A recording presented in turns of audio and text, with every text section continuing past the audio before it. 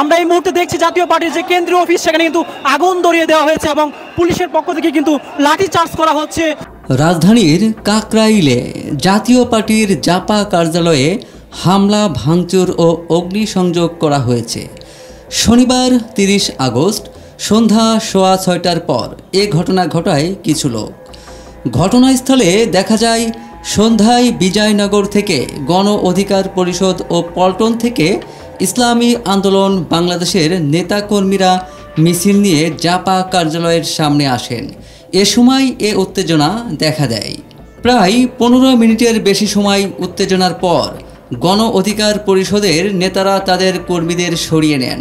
এর কয়েক মিনিট পরেই কয়েকজন লোক পেছন দিয়ে এসে জাপা কার্যালয়ে ইটপাটকেল নিক্ষেপ শুরু করেন। পরে সামনে ভাঙচুর করে ভেতরে প্রবেশ করে আগুন জ্বালিয়ে দেয়া হয়। কার্যালয় থেকে চেয়ার টেবিল বের করে বাইরেও আগুন ধরিয়ে দেয়া হয়। তখন তাদের ছত্রভঙ্গ করতে পুলিশ লাঠিচার্জ ও জল কামান নিক্ষেপ করে। পানি দিয়ে আগুন নেভানোর কাজ শুরু হয়। সন্ধ্যা 6:40 পর্যন্ত এমন পরিস্থিতি দেখা গেছে। এর আগে গণ অধিকার পরিষদের সভাপতি ও ডাকসুর সাবেক ভিপি নুরুল হক নূরের ওপর হামলার প্রতিবাদে এবং জড়িতদের শাস্তির দাবিতে বিকেলে বিজয়নগরে কেন্দ্রীয় কার্যালয়ের সামনে বিক্ষোভ সমাবেশ করেন দলের নেতা কর্মীরা। পরে তারা একটি বিক্ষোভ মিছিল বের করেন।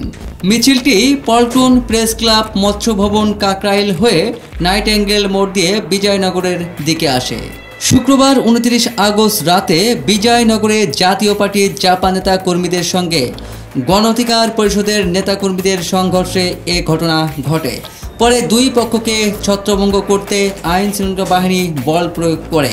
গণ অধিকার পরিষদের কার্যালয়ের সামনে লাঠিচার্জে দলটির নেতা নুরুল হক নূর এবং দলের সাধারণ সম্পাদক রাশেদ খান সহ অন্তত 50 জন আহত হন। গুরুতর আহত হওয়ায় নূরকে প্রথমে ইসলামী ব্যাংক হাসপাতালে নেওয়া হয়। পরে চিকিৎসকদের পরামর্শে রাত 11টার দিকে তাকে ঢামেক হাসপাতালের জরুরি বিভাগে স্থানান্তর করা হয়।